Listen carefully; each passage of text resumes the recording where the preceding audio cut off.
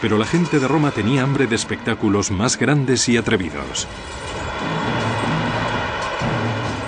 El Coliseo proporcionaría a los gladiadores un moderno y permanente escenario de lucha, y los juegos alcanzarían un nivel de carnicerías nunca visto en la historia del imperio.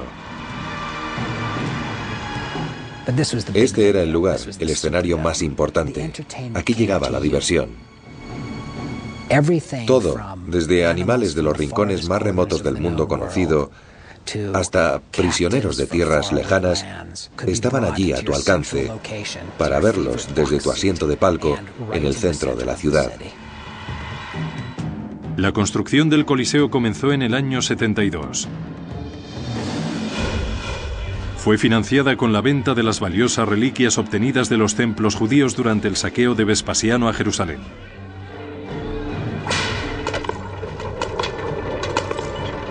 De esa campaña se trajeron a 12.000 prisioneros judíos para construir el anfiteatro. Trabajarían en unas condiciones tremendamente duras y durante muchas horas, y realizando grandes esfuerzos hasta el final. Utilizaron más de 6.000 toneladas de hormigón y arrastraron bloques enormes de travertino desde una cantera a más de 30 kilómetros de distancia. Según iba progresando la construcción en altura, usaban menos material de piedra caliza pesada, más fuerte y costoso, y más material barato que además era más ligero. Los romanos tenían unas grúas de madera muy sofisticadas y herramientas para levantar piedras, y podían hacerlo con bastante facilidad desde el suelo hasta grandes alturas. En solo 8 años, la imponente estructura llegó a alcanzar los 50 metros de altura, empequeñeciendo todo cuanto le rodeaba. Es la estructura más alta construida por los antiguos romanos. Este es el anfiteatro de la capital. ¿Y qué era Roma? Roma era una ciudad mucho más grande que ninguna otra ciudad y mucho más rica. Por eso, el anfiteatro era un símbolo del poder, la tecnología y la riqueza de la Roma antigua. Los anfiteatros se construyeron con una estructura sorprendentemente sencilla, uniendo 2 teatros griegos hasta formar un teatro de 360 grados en círculo.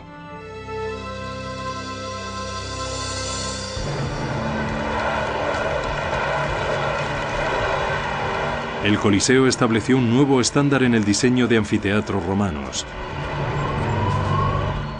Contenía una compleja red de pasillos y escaleras que permitían la entrada y salida de 70.000 romanos en un tiempo récord.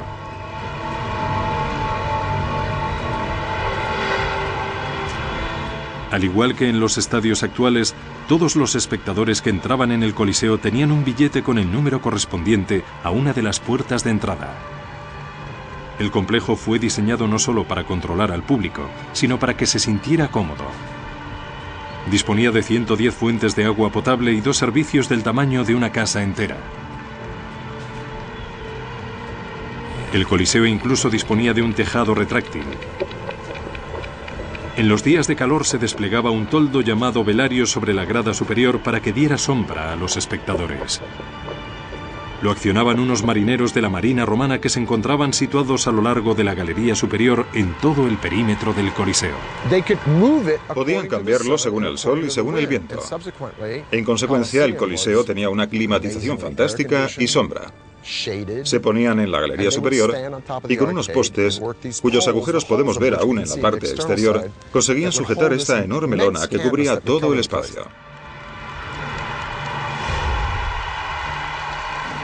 El Coliseo fue terminado en el año 80, pero Vespasiano no viviría para ver la gran apertura de su más grande monumento.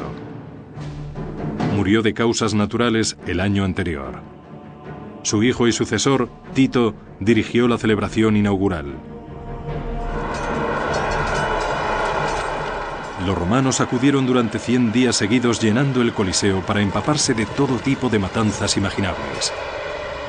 En un solo día se sacrificaba a 5.000 animales y quedaban miles de cadáveres de gladiadores y prisioneros. Fuera de este anfiteatro solo se habían visto carnicerías semejantes en las guerras, aunque en su interior era pura diversión. Se pasaban el día entero. Por la mañana veían a hombres matando o siendo matados por animales. Después del mediodía veían ejecutar a prisioneros.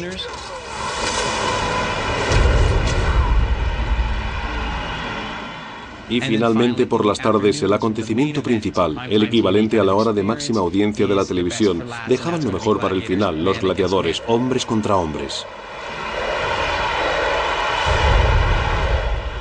Las luchas de gladiadores eran la gran atracción del Coliseo, pero no siempre eran el acontecimiento principal. Varios escritores antiguos describen batallas navales recreadas en directo, en el mismo coso, con barcos de guerra y en agua. Habría sido totalmente posible que desviaran agua de uno de los acueductos y la llevaran al Coliseo con el fin de inundar el coso de agua hasta una pequeña profundidad.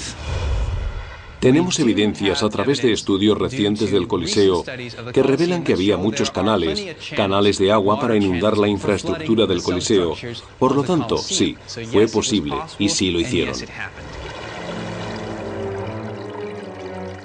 Cristiano Ranieri es el primer arqueólogo moderno que explora el laberinto de canales de agua que había bajo el Coliseo. Él cree haber encontrado pruebas concluyentes de un sistema de cañerías que se utilizaba para inundar el coso con el fin de celebrar batallas navales. Bajo el suelo del Coliseo hemos encontrado algunos túneles muy antiguos, incluso más antiguos que el Coliseo, que datan de la época de Nerón, por lo tanto contemporáneos al Domus Aurea.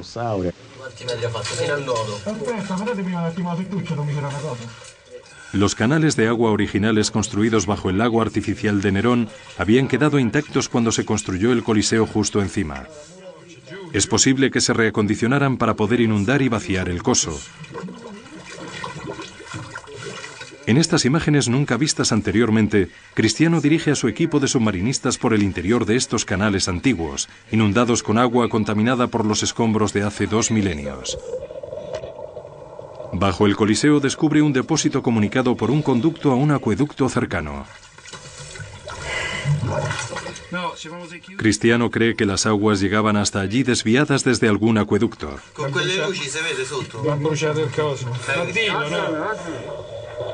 También encuentra indicios de las tuberías de drenaje que estaban conectadas al sistema de alcantarillado de la ciudad y que se utilizarían para vaciar el agua del coso en el río Tíber. Era todo un sistema de cañerías. En algunas ocasiones los túneles se utilizaban para inundar el coso del Coliseo para crear escenas de batallas navales. Las batallas navales del Coliseo fueron un asombroso triunfo de la ingeniería, pero resultaron ser una moda fugaz en el anfiteatro más famoso del mundo. En menos de una década se abandonaron estas inundaciones para acometer una renovación que revolucionaría los Juegos. Una nueva infraestructura bajo el suelo llamada hipogeo. En su interior había un sistema de ascensores y trampillas desde las que podían surgir de repente tigres y gladiadores armados y pillar por sorpresa a sus víctimas.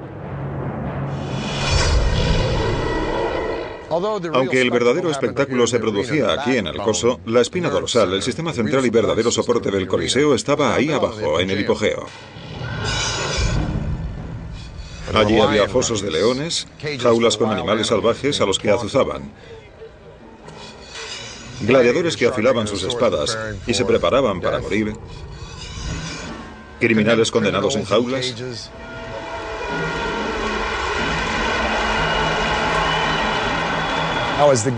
Cuando comenzaban los juegos, se abría una trampilla en el coso y mediante un sistema de poleas, un ascensor ascendía para llevar otro león o una pantera hasta el coso. Al abrirse la trampilla recibíamos un baño de luz y oíamos los gritos de la muchedumbre disfrutando de los juegos.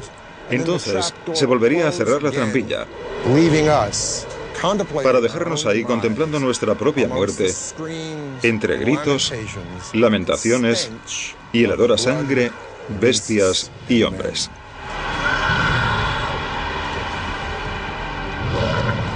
Violentos, sangrientos, explotadores, apasionantes. Los Juegos del Coliseo eran lo último en espectáculos en Roma, y todos los que entraban allí se quedaban impresionados por la extraordinaria capacidad de ingeniería de la civilización más avanzada del mundo. Tras una década de fuerza y estabilidad con Vespasiano, esa civilización estaba alcanzando el momento álgido de su poder. Y su siguiente generación de gobernantes usarían ese poder para construir milagros fabricados por el hombre siempre más grandes y más audaces.